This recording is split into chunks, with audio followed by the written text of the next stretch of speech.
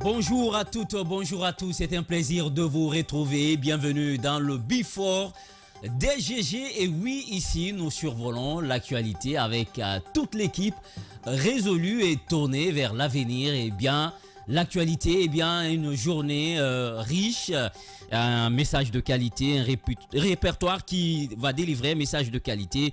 Dans le procès du 28 septembre, il était le premier à comparaître par devant le tribunal criminel de Dixine et dès l'entame des interrogatoires, il avait scellé une union sacrée avec le nihilisme systématique, niant sans sourciller même aux interrogations qui paraissaient des plus évidentes. S'il est commun de dire que la nuit porte conseil, il est désormais possible de dire aussi que la pause porte à conseil, puisque jusque-là, l'arrêt récent des débats le concernait maintenait cette déclaration. Cette volte-face change-t-elle quelque chose de fondamental?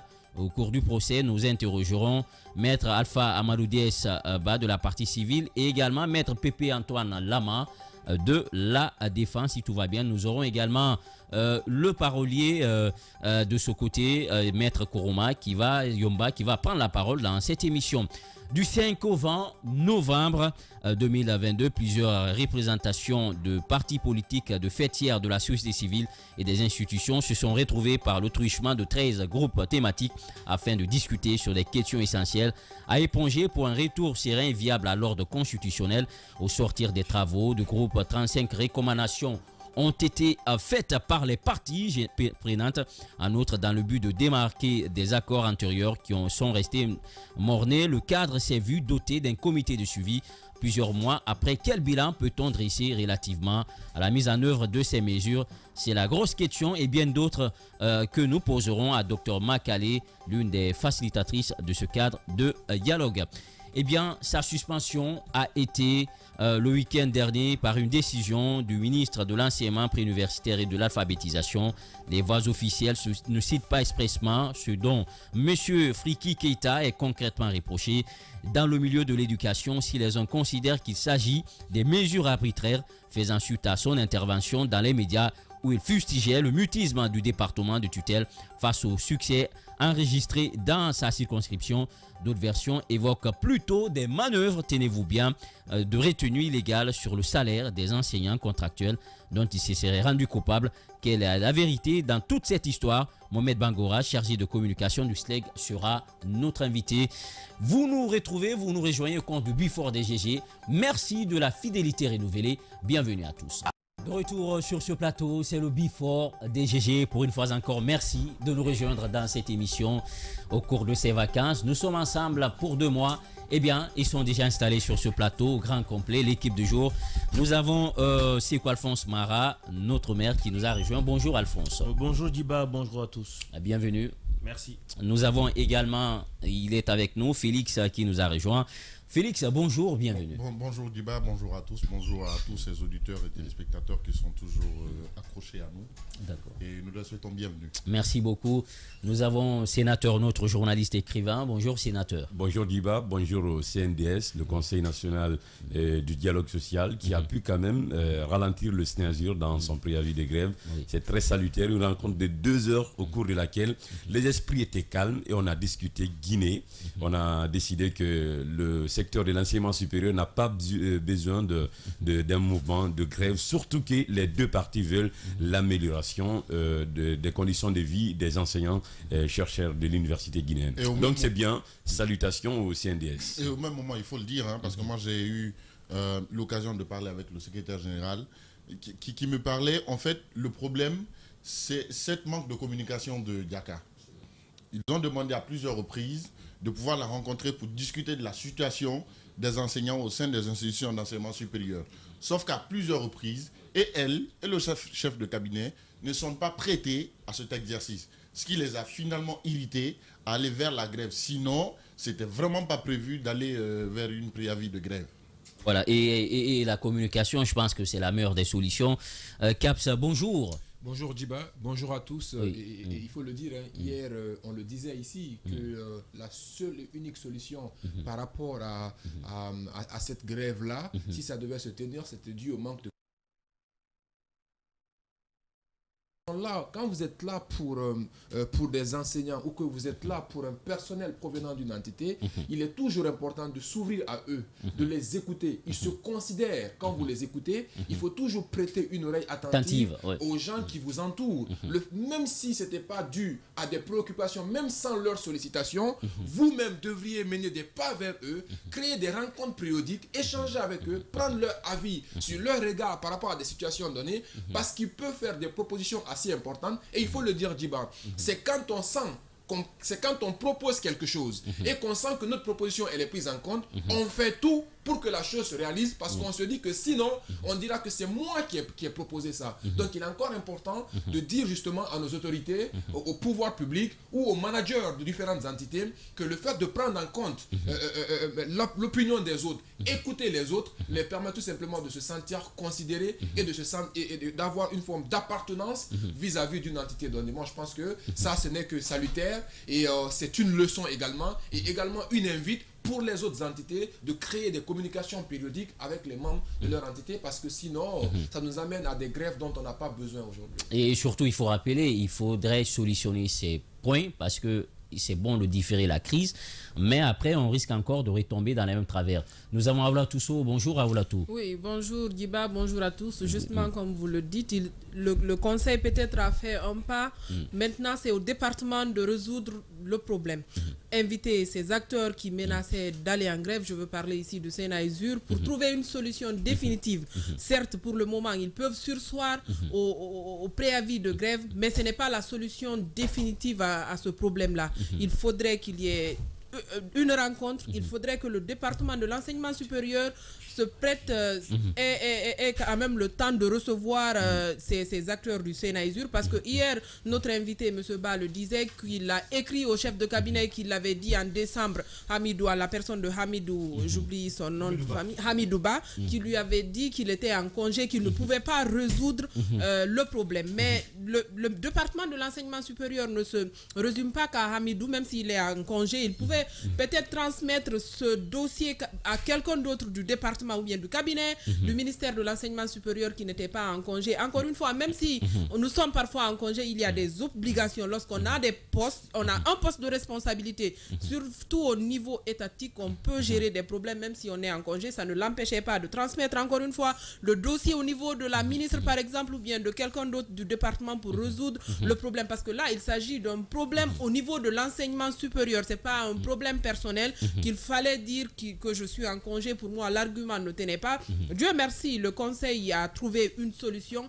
Pour le moment, c'est maintenant au ministère de l'enseignement supérieur de poursuivre et de les la recherche scientifique de faire le premier pas. Voilà, allez-y, bonjour à vous Babila. Bonjour Djiba, bonjour aux autres, bonjour à tous ceux qui nous pratiquent dans les 4 coins du monde. Je voudrais dire ce matin bonjour aux universités privées de Guinée.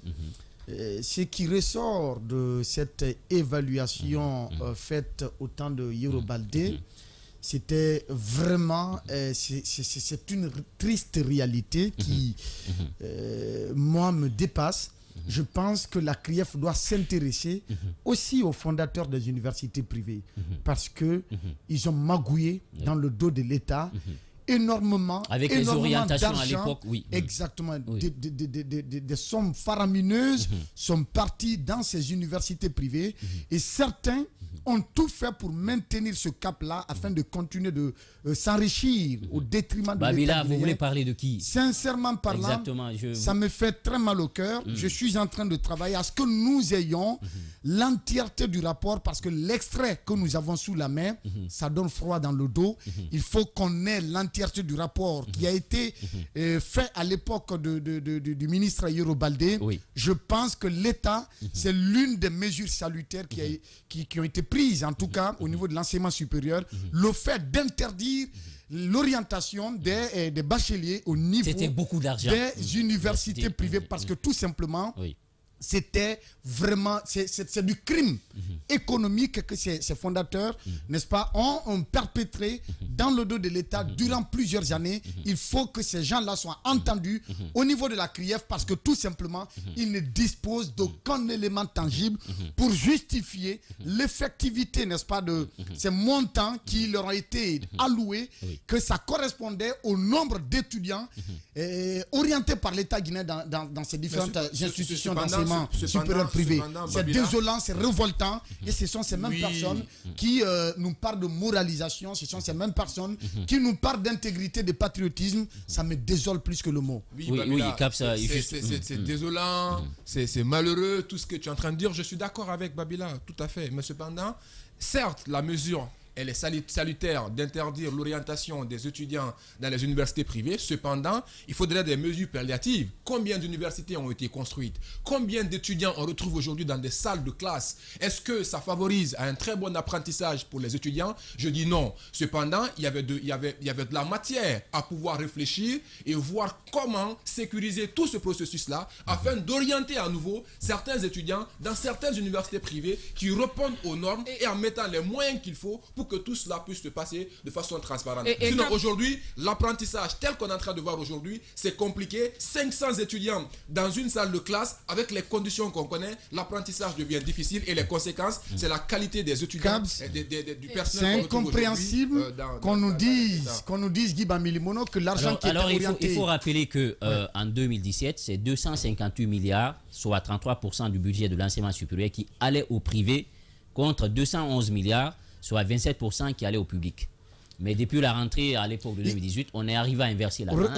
Regarde un peu comment la courbe est montée. On est parti de 3 milliards 318 millions en 2008 pour se retrouver à 60 milliards 434 millions 600 000 francs guinéens en 2015. Rien qu'en 2015. Que vous voyez, en 2008, on était à 31% du budget et 35% en 2009 jusqu'à quel moment? Si vous voyez le montant, la totalité, n'est-ce pas, du paiement qui a été fait à l'endroit des universités privées, c'est 1339 milliards 692 millions francs guinéens. 1339 milliards. Que dans ça, certains se sont taillés, n'est-ce pas, le chiffre de 330 milliards dans ces 1300. Je pense qu'il faut vraiment revoir le cas des fondateurs des universités privées. Sans oublier, parce que c'est l'enrichissement dans le dos de l'État. Oui, sans oublier le cas des fictifs, puisqu'on parle de 30 000. On parle de 30 000. En fait, le cas des fictifs, ce n'était pas dans les publics, c'était dans les universités privées. Allez-y, rapidement, on a d'autres sujets. Je suis d'accord avec Babila, mais moi j'ai une inquiétude avec cette histoire de non-orientation des étudiants dans les universités privées. C'est l'avenir de ces étudiants diplômés dans ces universités. Imaginez quand vous devez par exemple postuler quelque part et que votre université est déjà fermée, il n'existe pas la valeur en fait du diplôme. C'est ça, moi, mon inquiétude. Il y a des universités déjà qui ont fermé portes et fenêtres. Mais demain, quand vous avez envie, par exemple, de postuler pour des études supérieures à l'étranger, on vérifie, par exemple, sur le site ou bien en Guinée, ils ont la possibilité, en tout cas, aujourd'hui, de vérifier quelles sont les universités encore qui sont ouvertes ou pas. Il y a beaucoup d'étudiants qui seront confrontés à beaucoup de problèmes quand les universités là sont fermées. Je sais de quoi je parle parce que j'ai échangé avec des étudiants dont les universités sont déjà fermées. Aujourd'hui, ils ont des problèmes. C'est comme s'ils n'ont pas fait l'université, en fait, ils ont juste un document, mais si l'université n'existe pas, ça n'a aucune crédibilité à l'international. Encore une fois, il faut revoir cette situation-là pour sauver en tout cas beaucoup d'étudiants qui seront confrontés à des problèmes lorsqu'ils auront envie de postuler pour des études supérieures. On n'a pas besoin que d'une licence, on a peut-être envie un jour de faire un master et autres. Restons avec l'actualité. D'abord, toutes nos condoléances à ces familles. Et ça, je crois, il faut s'en inquiéter. Et imaginez, il faut rappeler que vous avez un immeuble, hier, un immeuble qui s'est écroulé. C'était pour les logements sociaux. On parle de 5 dalles. C'était aux environs de 17 h. Et hier tard la nuit, moi, j'avais appris vers 23 h qu'il y avait encore des corps sous les décombres. On parlait de 4 personnes. Et ce matin, je vois un imposant dispositif toujours sur la ceinture de sécurité. Alors, qu'est-ce que vous, cela vous inspire, Aoula Tousso, puisque j'apprends, vous vous êtes aussi intéressé à ce qui s'est véritablement passé. Oui. La situation du côté de Simbaya 2, quand même, c'est un peu inquiétant. Il y a beaucoup de questions à présent à se poser pour savoir qu'est-ce qui s'est passé réellement. C'est quoi la cause de ce défrondement de cet immeuble-là? Et on parle de 5 morts.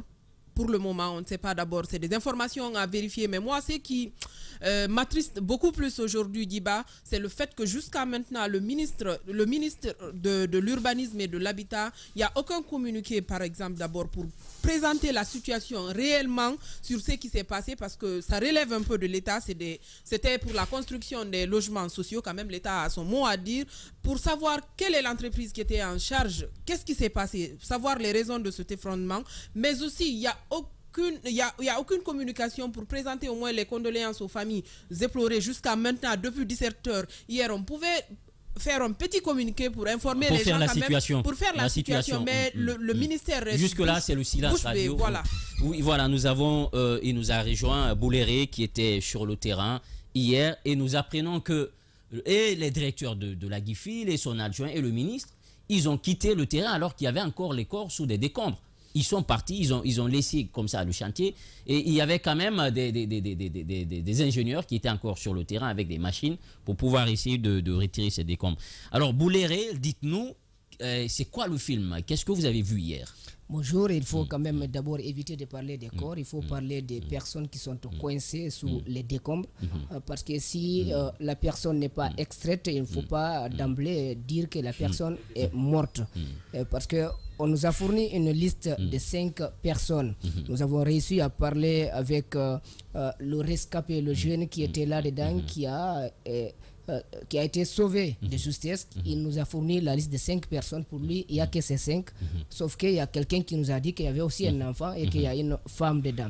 On nous apprend ce matin, parce que nous étions là-bas jusqu'à 1h du matin, on nous apprend ce matin qu'il y a une personne qui a été extraite et elle est vivante. D'accord. Donc, on ne peut pas continuer à dire qu'il y a 5 morts, présenter les condoléances. Non, nous avons pu aussi parler hier avec le procureur qui était sur place. On a parlé avec la protection civile, on a parlé avec la police, on a parlé avec le ministre qui était sur le terrain.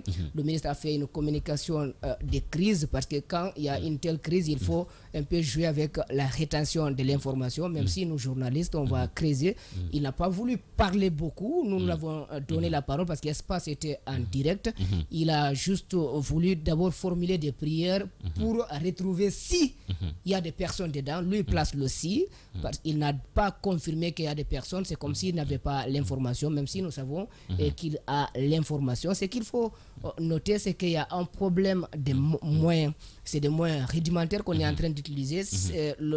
La nuit, qu'est-ce qui était en train d'être fait? C'était de creuser pour faire accéder l'oxygène là-dedans, pour retrouver les personnes. Parce que il y a le jeune, lui, il a d'emblée dit non, retrouvons les corps. On dit non, parce que en Turquie, il y a eu au moins une semaine, on a pu retrouver des survivants. Oui. C'est pourquoi il est interdit de parler de corps. De ne pas espérer. Oui. Il faut espérer, il faut continuer à espérer. Ce matin même, nous sommes passés par là encore pour voir si les travaux continuent. Oui, les travaux continuent avec les moyens rudimentaires, il faut le dire. Et ce qu'il faut déplorer, c'est le manque de spécialisation. Il y a des gens qui veulent vraiment prouver, des gens qui veulent aider, des gens qui veulent sauver des vies. Mais souvent, c'est des personnes qui sont confrontées pour la première fois à une telle situation. Donc, on ne sait pas comment s'y prendre. On ne sait pas comment s'y prendre. Les machines sont là. Le ministre, on ne peut pas affirmer aussi qu'il a fui. On ne peut pas affirmer qu'il a fui. Mais il s'est retiré parce qu'il ne voulait pas parler aux médias. Il ne voulait pas parler aux médias. Et quand il est venu, on l'a mis quelque part. Nous, on est allé vers lui. Ce qu'il faut regretter, c'est qu'il a quand même parmi sa garde des gens qui sont hostiles. Un confrère de Dioma a failli être frappé par un de ses jasans qui a dit prenez-le, jetez-le. Et ça a créé un peu de remous entre journalistes et agents des forces de sécurité. Donc, le ministre est venu constater, nous l'avons donné la parole. Il a fait une brève communication et puis il s'est retiré. Il était avec la gouverneure de la ville de Conakry. Oui. Et à date, est-ce qu'on peut dire qu'il y a encore des personnes justement, on peut dire qu'il y a des personnes. On apprend même qu'il y a l'une de ces personnes qui a appelé. Pour dire qu'elle est vivante et qu'elle a constaté quelqu'un qui n'est plus vivant dedans. Mais même lui, sa parole, on ne peut pas encore tenir. On ne peut pas dire que si lui, il a dit qu'il y a mort, qu'il y a mort. Oui.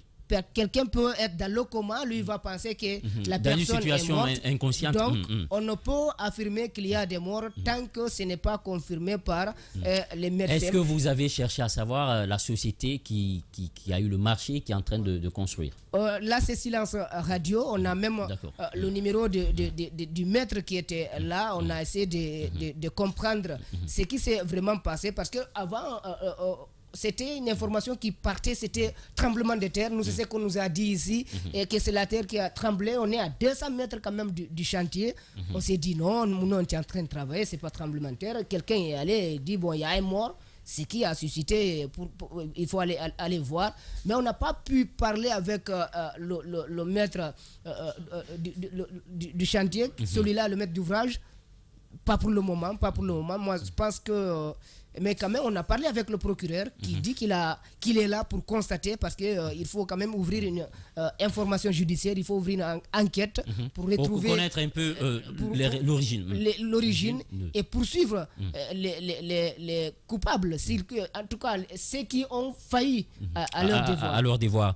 Bouléré, merci beaucoup. Merci pour ces informations. C'est tout moi. Voilà, vous pouvez revenir ici quand vous voulez. Et Caps, peut-être un complément d'infos sur cet effondrement. Parce que je lui demandais, est-ce qu'il a pu chercher à comprendre la société, l'entreprise qui a eu le marché, notamment dans le cadre de la construction de ces logements sociaux. Oui, en effet, selon les informations que nous avions, il s'agit d'une entreprise appelée MAC BTP qui serait en charge de l'exécution de il faut rappeler que, moi je me rappelle bien entendu que quand ce drame arrivait, on était là, moi j'étais assis au 5e étage et on a tous ressenti ce tremblement-là. On s'est vu et tout le monde a eu peur, les gens ont pris peur. Maintenant c'est à la sortie qu'on a commencé à voir cette poussière, cette fumée blanche, etc. Et donc on a compris qu'il y avait effondrement d'un immeuble. Et ça, c'est très grave. Ça soulève beaucoup d'interrogations. L'une des premières interrogations que ça peut soulever d'abord, c'est par rapport aux conditions d'octroi de marché. Comment ça s'est véritablement passé? Des interrogations doivent se faire à ce niveau-là. Parce que Djiba, aujourd'hui, avant bien entendu qu'il y ait des enquêtes indépendantes et très minutieuses qui puissent se faire pour comprendre ce qui s'est réellement passé, moi j'ai quand même envie de poser un certain nombre d'interrogations. La première, est-ce qu'il y a eu un défaut de conception et de planification par rapport à l'exécution de ce chantier-là? Mais je vais plus loin. Certains, moi, j'ai eu à échanger avec quelques experts en génie civil pour chercher à comprendre qu'est-ce qui peut être à la cause d'un tel effondrement. Ils m'ont ressorti un certain nombre d'éléments, notamment des erreurs de construction qui peuvent être, par exemple, des erreurs de coffrage, des erreurs de bétonnage ou de montage des éléments structurels qui peuvent affaiblir la solidité de l'immeuble. Il faut y aller plus loin sur la qualité même, la mauvaise qualité des matériaux qui sont utilisés, qui rentrent en ligne de compte de cette construction-là. Quels sont les types de matériaux qui ont été utilisés? Est-ce que c'était déjà des matériaux défectueux qu'on met là? Parce que des fois, pour des causes d'économie, certaines personnes peuvent être tentées à certaines choses. Sans oublier également qu'il arrive par moment qu'on ne puisse pas mettre la totalité des fonds à la disposition comment on appelle ça, des ingénieurs ou des exécutants qui font aller vers un préfinancement. Mais tout cela amène à une question. Si la personne n'a pas les moyens qu'il faut pour exécuter le marché, ne lui donnez pas. Ou si vous savez que vous ne pouvez pas mettre les moyens à sa disposition, faites attention. Mais au-delà de ça, Guiba aussi, l'autre élément très important qu'il faut signaler, c'est le non-respect des normes de sécurité. Est-ce qu'aujourd'hui, dans nos chantiers, est-ce qu'on respecte véritablement les normes de sécurité quant à l'exécution d'un marché de construction? Est-ce qu'il y a des mesures de prévention adéquates qui peuvent permettre justement de savoir comment s'y prendre? Est-ce qu'il y a même une forme d'inspection qui vient visiter le chantier et comprendre est-ce que les normes sont respectées, comment les choses se passent, est-ce que les conditions, est-ce qu'il n'y a pas de risque qu'on est en train d'encourir? Est-ce que le délai d'exécution, en fait, il y a un certain nombre de choses choses quand même d'interrogation qu'il faut se faire. Et je pense que ça doit nous envoyer à revisiter tous les différents chantiers. Parce qu'il faut quand même dire que ce chantier faisait partie des chantiers qui étaient censés mettre à disposition, qu'on était censé mettre à disposition de la population, parce que c'était dans le compte des logements sociaux. Parce que c'est un marché de l'État qui doit abriter des personnes. On estime qu'il devrait y avoir un plus grand sérieux quant à l'exécution. Beaucoup d'exigences quant à l'octroi du marché et quant à l'exécution du marché, mais également quant à la qualité et le contrôle du service qui se trouve à ce niveau-là. Donc aujourd'hui, encore une fois, il ne faudrait pas que cela se limite uniquement qu'à ce qu'on a vu hier. Il ne faudrait pas également que cela se limite uniquement qu'à des communiqués ou à des dénonciations. Il faut qu'il y ait des enquêtes minutieuses qui soient faites plutôt à ce niveau-là, et finalement finir par savoir qui est responsable de ça. Est-ce que la personne en charge de l'exécution de ce marché-là était vraiment quelqu'un qui avait les capacités de pouvoir exécuter ce marché-là? Parce que parfois on donne à des amis. On donne à des amis. On donne à des amis qui créent des sociétés pour la circonstance. On les donne des marchés. Et on parle de MAC Investissement. MAC BTP. MAC parce BTP, qu'en fait, il faut la pas société est-ce une société reconnue dans le domaine? Est-ce une société certifiée? Est-ce qu'elle a l'expertise? Est-ce que l'ingénieur qui est là n'est pas un théoricien qui se base sur les théories de Pythagore et de qui d'autre encore pour tenter de les adapter à une réalité contraire à ces... En fait, quand les formules sont mal enseignées à l'école, il ne faut pas être étonné de voir des ingénieurs sur le terrain. C'est pas forcément ça. Je vais terminer. Oui, en fait, certains ont appris des choses, des formules qu'ils ont du mal même à interpréter dans la pratique. Non. Aujourd'hui, il va finir. On va s'organiser. Je veux juste terminer pour dire une chose. Vous savez, Djiba, en général, quand il y a une opportunité de marché qui se présente, il y a ce qu'on appelle des opportunistes qui saisissent les opportunités en fonction de nos liens d'amitié, des personnes qui sont là pour saisir un marché. La grosse interrogation, est-ce que ça s'inscrit dans cette logique-là? Encore une fois, les enquêtes minutieuses et en tout cas, il faut questionner, pourront nous permettre de il faut questionner les responsabilités. Allez-y, Alphonse. Questionner les responsabilités. D'abord, cet effondrement qui a mis en danger la vie de plusieurs personnes n'est de la responsabilité que de l'entreprise. Ça, il faut le dire. Quand l'État octroie à une entité un projet de construction, c'est que... Non, attention. Maintenant, je finis, s'il vous plaît, Félix. Félix, je vais informer le public. En fait, je finis. Il y a un cahier de charge qu'il faut respecter. Je finis, Félix. Il y a une inspection qui vient aussi pour voir si l'octroi du Félix, marché, je ça finis. répond aux normes. Quand je vous dis que c'est de la responsabilité que de l'entreprise, c'est parce que la réalité guinéenne, la réalité administrative, surtout le code des marchés publics, en a fait une réalité guinéenne. Première des choses, aucun département technique en Guinée, que ce soit ministère des TP ou ministère de l'Habitat ou quel autre département, n'a une inspection spécialisée pour les chantiers. Pour la simple raison que cette responsabilité a été retirée aux différents départements pour les confier à des cabinets. Ça, c'est une information que vous devez avoir. En pointant du doigt la responsabilité de l'État, on a voulu aider des entreprises ici. On a dit que les missions de contrôle sont confiées à des cabinets. De sorte que même ces cabinets-là, souvent qui n'ont pas l'expertise, sont affectés à des chantiers dont ils n'ont pas la maîtrise. Vérifiez sur le chantier, ils vous diront que l'entreprise de construction a son cabinet. Il y a toujours, même sur la plaque indicative, le cabinet de contrôle. Ce n'est pas le ministère. Encore une fois, et ce n'est pas faute d'avoir des techniciens au ministère. Les départements techniques en Guinée sont ségrégés parce que plusieurs cadres à l'époque, hautement bien placés, ont voulu donner l'opportunité à leur propre business, qui étaient ces cabinets-là et autres, d'évoluer sur le terrain. Ces missions de contrôle des départements, quand ils vont sur le terrain très souvent, ils n'ont pas accès aux données techniques. Ils ne suivent pas l'évolution du chantier parce qu'ils ne viennent que périodiquement pour s'assurer que le travail est en train d'être fait. Mais quant à la conformité des instruments, des outils utilisés, quant à au respect du cahier de charge, quant à la conformité même de la qualité des employés sur le terrain. Parce que la qualité des employés, il interrogeait sur un fait, que non, il y a des théoriciens. Non, attention, il n'y a pas de théoriciens.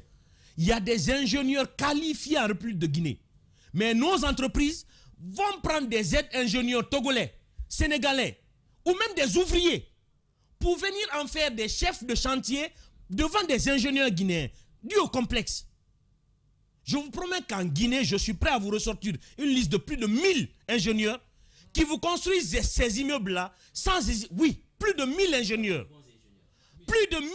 Mais on a plus de combien de promotions d'ingénierie?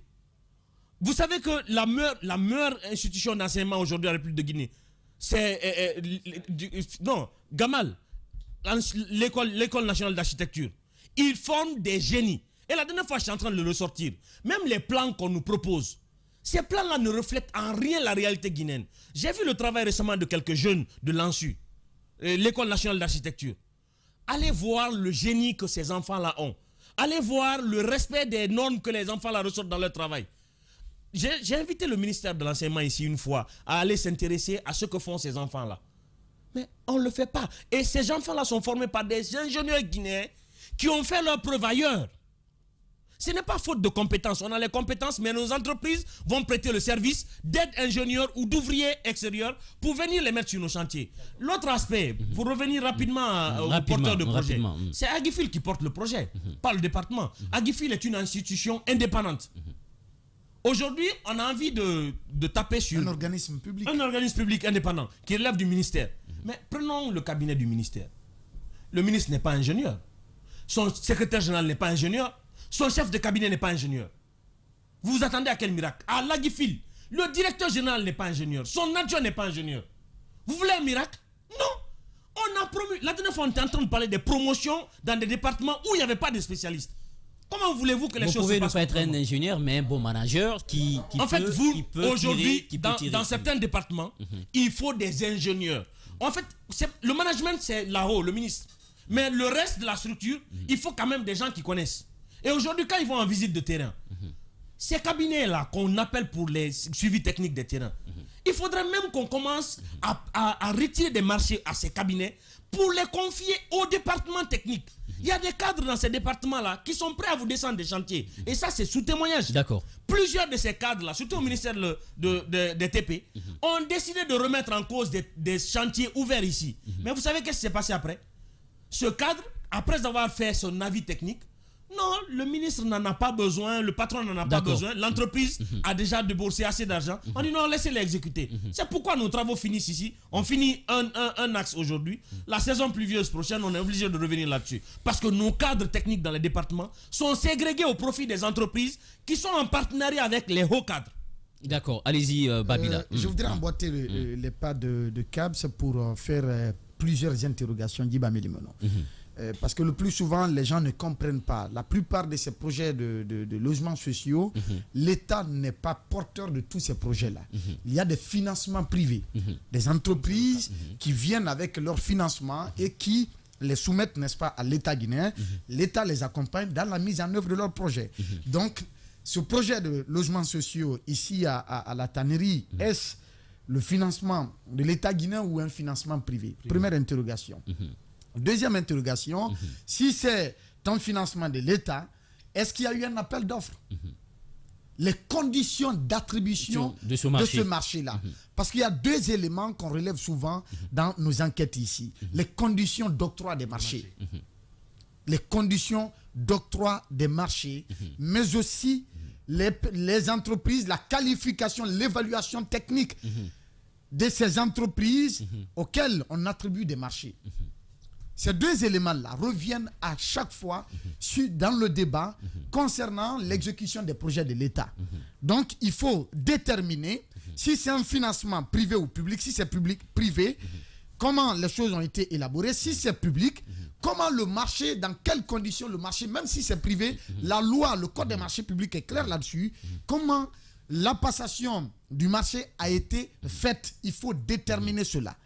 L'entreprise qui a la charge d'exécuter ces travaux, il faut évaluer ses performances. Ce n'est pas pour rien, par rapport au projet de construction des aérodromes, je faisais ces mêmes interrogations. Je faisais ces mêmes interrogations parce que ce que beaucoup de gens ignorent, quand on parle de gré à gré, la plupart des entreprises qui foisonnent aujourd'hui sont parrainées par des hauts commis. Justement. Qui se battent, qui font tapis dans l'ombre pour donner des injonctions aux commissions d'évaluation, n'est-ce pas, des rapports d'évaluation des dossiers d'appel d'offres, DAO, pour que le marché soit attribué aux entreprises qu'eux, ils parrainent. Oui. Ils vont jusqu'à révéler, n'est-ce pas, les informations secrètes de l'appel d'offres. Il y a des données qui sont classées secrètes dans le dossier d'appel d'offres qui ne sont détenues que par les membres de la commission d'évaluation. Mais vous allez voir des super patrons qui vont dire à leur entreprise, voilà la fourchette par rapport à l'enveloppe financière, il faut tabler à tel montant. Il faut tabler à tel montant. Si tu veux être retenu. Si tu veux être retenu. Et d'autres critères pour que ces entreprises répondent, en tout cas à l'essentiel des critères par rapport au dossier d'appel d'offres. Ils donnent toutes ces informations techniques à ces entreprises-là qui n'ont rien sur le terrain. Un exemple, il y a le projet de construction de la route de Sangaredi-Télimélé. D'accord? Un projet de 17 milliards 500 millions de francs guinéens. On reviendra dans les détails, mais je vais vous donner ce pan-là pour que vous compreniez comment la magouille se passe aujourd'hui dans notre administration. Guiba Milimono, ce projet, on l'a attribué à une entreprise. Cette entreprise a sous-traité à une autre entreprise à 7 milliards. De 17 milliards à 9 milliards d'abord. De 9 milliards, une autre entreprise, l'entreprise contractante de 9 milliards, ne dispose même pas d'une seule machine de terrassement pour exécuter les travaux. C'est-à-dire, l'entrepreneur n'a même pas de personnel, n'a même pas de bureau. Il évolue en solo, il est tout seul. On lui attribue le marché. Il se met à chercher une autre entreprise qui dispose des équipements. Et lui aussi, il sous-traite, n'est-ce pas, le marché avec cette autre entreprise à 5 milliards. Cette entreprise transporte les équipements du côté de Sangaredi là-bas. Eh bien, les travaux commencent. On paye quelques 800 millions. Et après, le reste de l'argent, ça ne tombe pas. Le dossier, aujourd'hui, il y a des cadres techniques à la primature qui ont ce dossier-là. Et comment on appelle, le fer est là, le fonds d'entretien routier est là, la guisère est là. Il y a des responsables qui sont pointés du doigt dans cette affaire Guiba Milimono. Pour te dire qu'il y a ce clientélisme, ce népotisme qui se passe aujourd'hui. La plupart des grands directeurs, à tous les niveaux, à quelque niveau que ce soit, et même des ministres, s'interfèrent dans le processus de passation des marchés publics. On a vu ce qui s'est passé au TP. D'accord, au TP. On a balayé du ministre au secrétaire général et tous les conseillers. Et donc, cette histoire, il faudrait vraiment voir clair dedans. Comment le marché a été attribué et cette entreprise dispose-t-elle de la qualification nécessaire, de l'expertise nécessaire. Parce qu'on me dit que la personne qui détiendrait cette entreprise ne serait pas un homme du domaine. D'accord. Mais ils sont beaucoup comme ça, Guiba Melo. Je peux te dire tout de suite, Guiba, je suis directeur à tel endroit, essaie de créer une entreprise. Je vais t'aider à avoir des marchés. C'est comme ça s'est passé. Les entreprises qui ont bénéficié des contrats pour la rénovation des aérodromes, ce sont des entreprises fantômes comme ça qui n'ont aucune expertise dans le domaine. Et c'est pourquoi j'ai interrogé même le projet actuel de rénovation des aérodromes avec l'actuel gouvernement. Je te dis, Guiba Milimono, il n'y a même pas, si c'est aujourd'hui qu'ils ont fait, peut-être je ne dirais pas le contraire, il n'y avait même pas de cahier de charge quand on faisait la pose des premières pierres. D'accord. Il n'y avait même pas de cahier de charge. Et aujourd'hui, l'État s'est même a mis les moyens à dégager un premier fonds, les mettre à la disposition de l'entreprise en question, contractante, pour le démarrage des travaux. Quand c'est comme ça, il faut s'inquiéter, Guiba Milimono. Vous savez qu'il y a un bâtiment qui est achevé sur sur l'autre côté. Il y a des personnes qui habitent. Hein. Ce matin, je passais, je m'inquiétais beaucoup pour ces situations. Je m'inquiète pour ces personnes-là parce qu'on m'apprend que c'est la même entreprise qui a construit le même bâtiment et même le restant de l'immeuble qui s'est effondré, qui est arrêté là. Je le disais à Félix ce matin, ce restant-là risque aussi de se retrouver par terre si on n'y prend pas garde. Rapidement. Aujourd'hui, il y a quand même BTP, hein. Mac BTP, voilà. Il y a quand même quelque chose aujourd'hui qu'il faut rapidement souligner. On a l'Ordre national des architectes de Guinée qui vit en République de Guinée, mais vous verrez que les entreprises portées par les membres de l'Ordre national. Mais les architectes font le plan. Ce sont les ingénieurs. En fait, il y a aussi l'association des ingénieurs. En fait, c'est ça que parce que Babila on doit mettre les fers 12. Babila ne m'a pas laissé finir. Là-bas, c'est ce qui en fait Babila doit souffrir de évaluation qu'un ingénieur m'a fait hier. Babila, je finis. Je disais qu'il y a l'Ordre national des architectes. Et la qualité aussi des fers. Je disais qu'il y avait l'Ordre national des architectes de Guinée. Babila va me permettre. Il y a l'Ordre national des architectes de Guinée. Vous verrez que sur tous les grands projets en République de Guinée, ils ne sont pas consultés. Oui, mais les ingénieurs même, il y a non, je viens à eux. En fait, ces architectes-là sont censés être ceux qui proposent. Et aujourd'hui, vous verrez qu'en République de Guinée, on n'a pas d'identité architectural en République de Guinée. On fait des plans nigérians, on fait des plans chinois, on fait des plans sénégalais, plans marocains, tout. Mais on n'a pas d'identité architecturale guinéenne. Maintenant, venons aux ingénieurs. Rapidement, en République de Guinée, le citoyen guinéen ou l'investisseur guinéen est hostile à l'ingénieur. Parce que pour lui, l'ingénieur, c'est la facture de trop. Il ne paye pas l'expertise guinéenne. Il se débrouille pour aller chercher. Je vous promets, allez vérifier sur des chantiers. Quand vous prenez les Togolais, les Sénégalais, les Béninois qui sont là, c'est des aides ingénieurs parce qu'ils ne peuvent pas se payer des ingénieurs chez eux pour venir. Et les ingénieurs en Guinée... Ils offrent des véhicules. Les Togolais offrent des véhicules à nos soeurs. Parce que, en fait, c'est des aides ingénieurs. Donc, ces aides ingénieurs viennent faire le travail des ingénieurs vivant en Guinée. Il faudrait que le ministère de l'Habitat passe à une mesure, rapide. Exiger que des ingénieurs soient sûrs des projets ou que ces projets ne soient pas exécutés parce que la vie des Guinéens est en danger. Allez-y, Emmanuel. Alors, la première impression que je peux avoir de tout ce qui est en train d'être dit, c'est qu'il faut rappeler que MAC-BTP, en tout cas des informations que j'ai eu à glaner ça et là, n'est pas novice dans le secteur. Depuis 2016 au moins, elle existe et elle est même intervenue dans la construction du stade général Lansana Conté de Nongo. Donc c'est bien quand même de souligner cela parce que c'est vrai qu'on est en train de parler de son travail et il est aussi loisible de préciser que très souvent, en tout cas de ce que j'ai eu à constater sur leur page de communication, depuis 2020, ils travaillent déjà avec l'Agifil et ils avaient même été reçus par Dr Ibrahima Kassory Fofana donc pour ce projet-là. Et que très récemment, déjà même après la prise de fonction, je crois peut-être du ministre Ousmane Gawal qui a été le premier ministre de l'Habitat, je crois en novembre 2021, il s'était rendu sur différents sites de construction de logements sociaux. Est-ce que ces visites-là ont été faites avec tous les spécialistes, les techniciens du département pour savoir davantage si le cahier de charge est en train d'être respecté? Point d'interrogation.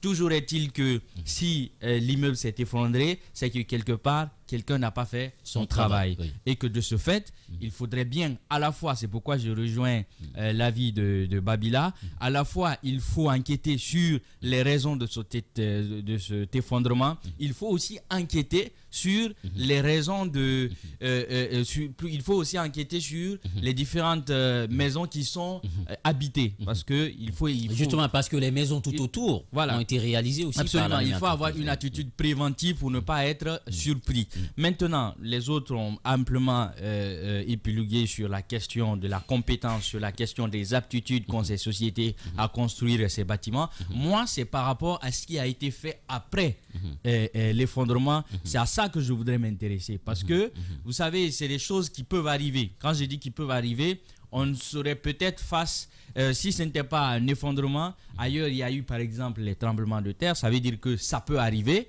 Est-ce que nous avons une protection civile prête à intervenir? Est-ce qu'elle en a les capacités? Non, elle n'a pas les capacités. Les compétences? Pour toute la commune de Matoto, on n'a qu'un seul camion citerne pour toute la protection civile de Matoto. Et ça, c'est triste. Parce Matoto, Kaloum, un seul. Parce qu'hier, quand... Et c'est Kaloum qui intervient pour Dixine, pour Matam et pour les autres. Et d'ailleurs, c'est qu'il faut préciser, toutes les fois que ces protections civiles-là sont intervenues face à des situations difficiles, ils font concours le plus souvent aux équipements de la Guipresse pour pouvoir maîtriser la situation. Donc hier, j'ai pris le temps d'aller sur les lieux et j'ai constaté que ces agents-là, ils étaient démembrés. Et au-delà de ça, je n'ai pas aussi compris l'attitude de certains agents de force de l'ordre, tels que les gendarmes et les militaires qui étaient présents. Quand vous constatez que les agents de la protection civile sont dans un sous-effectif, les bras valides qui étaient là avaient décidé de les accompagner. C'est-à-dire que les agents coordonnaient la procédure et eux, ils venaient en appoint pour aider en tout cas à transporter tous les gravats et tout ce qui s'était entassé. Malheureusement, ils sont venus ils ont chassé, avec quelle manière tous les jeunes qui se démerdaient à retrouver les personnes dont je ne sais pas s'ils ont été, si elles ont été retrouvées ou pas. Et l'autre élément, c'est que j'ai retrouvé des policiers qui se sont donné le plaisir de jouer aux journalistes là-bas. Voilà, allez-y. Oui, qui se sont permis de filmer, alors que nous sommes dans une circonstance où chacun doit faire son travail, faire en sorte que les personnes qui sont potentiellement en vie soient sauvées. Vous avez des policiers qui jouent aux journalistes. Et je voudrais terminer par cet autre élément-là. Il faudrait que quand il y a des effondrements de ce genre, qu'il y ait à la fois parce que lorsque le monsieur qui est en train de piloter l'engin pour enlever les décombres, il n'y avait personne pour coordonner l'opération. C'est-à-dire, il travaillait à tue-tête. Les uns le disent, à vue, les uns le disent, passe par là, les autres le disent. À un moment donné, lui-même ne savait plus que faire. Donc, malheureusement, je ne sais pas si jusqu'à présent ces vies ont été sauvées, mais c'est quand même triste. Sénateur, oui, rapidement. Oui, mais écoutez, moi, je suis partagé entre consternation et colère. Colère vis-à-vis des autorités guinéennes au très haut niveau et celles qui se sont déplacées hier nuit, et colère aussi vis-à-vis des forces de l'ordre. Je vais vous donner le fil de l'événement rapidement. J'étais là avec Jacques Lewaleno au 4e étage. Son buffet, sa bibliothèque s'est remuée d'une façon, on a cru tous à un tremblement de terre. Et moi, je me suis empressé sur mon stylo pour noter la date, l'heure et tout. Les écrivains, ils notent tout. J'étais heureux de participer, d'appartenir à l'histoire. Et je notais tout, c'était un début de chapitre bien parti. Toujours égal à lui-même. Oui. Mais le problème, on s'est rendu compte que ce n'était pas un tremblement de terre. On est descendu sur le terrain et j'ai observé de loin des choses qui m'ont désolé, que je n'ai pas aimé administrativement parlant. D'abord, je vous dis que les autorités guinéennes de la transition sont très bien en communication, mais seulement avec images, photos et vidéos. Quand vous avez des compatriotes sous les décombres d'un immeuble R+5 et que vous mettiez combien de temps sans la moindre communication officielle? C'est-à-dire que la transition guinéenne, elle filme, elle poste. La transition guinéenne a pour rouleau compresseur les réseaux sociaux. La transition guinéenne a fait un casting de communicants spécialisés sur les réseaux sociaux. Il n'y a aucun qui peut, avec empressement, dans une situation de crise, sortir rapidement un texte, le faire voir par une autorité, par la hiérarchie et publier ça. Et ça, c'est grave. Maintenant, non, je parle des autorités au très haut niveau. Et je dis, pour terminer, les autorités... Je pense qu'il est important de préciser que l'Aguifil a quand même communiqué. L'Aguifil est l'organisme qui s'occupe de la construction des logements sociaux. Je parle de l'État guinéen. Les autorités guinéennes au plus haut sommet. D'ailleurs, l'Aguifil existe toujours. Oui. L'Aguifil existe. L'Aguifil existe. Ils ont créé une entité aujourd'hui qui contracte avec les banques. Tout ce qui est logements sociaux, ils ont mis en place une entité qui maintenant qui fait ombrage à l'Aguifil. Et l'Aguifil n'existe que de nom. On part à la pause. On part à la pause. Je veux souligner quelque chose de très important. Une précision, elle est importante. Vous allez revenir. Aujourd'hui, l'Aguifil n'existe que de nom. Une nouvelle entité a été créée. Parce qu'il m'a été dit que les compétences et même le budget, tout aurait été transféré à un autre service. Et l'Aguifil n'est pas égal au ministère. De garantie hypothécaire. Et comment les services de sécurité sont arrivés sur les lieux? Sans cordon de sécurité, sans périmètre de sécurité établi. Ils nous ont laissé, nous les citoyens, aller sous les immeubles restants. On s'est vraiment stationné sous les immeubles restants. Imaginez. Et ça, c'est un danger. C'est un grave danger. Je crois qu'il y a beaucoup d'éléments qu'il faut dénoncer, questionner. Justement, à la reprise, on va revenir sur tout ça. Et je vais vous dire, je vais peut-être choquer, mais les autorités, le ministre notamment, a abandonné ses concitoyens sous les décombres à aller se coucher. C'est cru, la façon de le dire, mais je crois que c'est ça. Si vous faites un petit comparatif, en 2005, il y a eu un enlèvement et un rap de lycéens, d'élèves même. Il y avait Sarkozy qui était en France, ministre de l'Intérieur, mais Sarkozy et ses équipes ont passé la nuit sur place. Sarkozy est parti négocier individuellement avec le ravisseur. Mais hier, notre ministre passait la nuit sur le terrain quand il y avait des opérations. Oui, mais notre ministre... Non, je parle de la Guinée. Le général Mathurin passait des nuits sous la pluie avec ses équipes. Bonjour à Maturé, il n'est pas aux affaires, mais c'est lui d'hier a abandonné ses Et concitoyens. même les DG, en même plein les DG danger. de ces agences sont Oui. partis, ils ont laissé. Et lui, il pouvait rentrer, mais une équipe du ministère pouvait rester justement pour suivre. Voilà, on va marquer une pause, le temps d'aller avec nos obligations commerciales. Nous essaierons de joindre les avocats du procès du 28 septembre pour un témoignage par rapport à cette haute sortie de Marcel Guilavogui. Nous aurons aussi comme invité le parcours Dr Makali Traoré, avec elle on va parler de l'exécution et le suivi de ces résolutions issues du dialogue national. Et pour finir, un dossier d'enquête avec Babila sur les mines d'or. À tout de suite.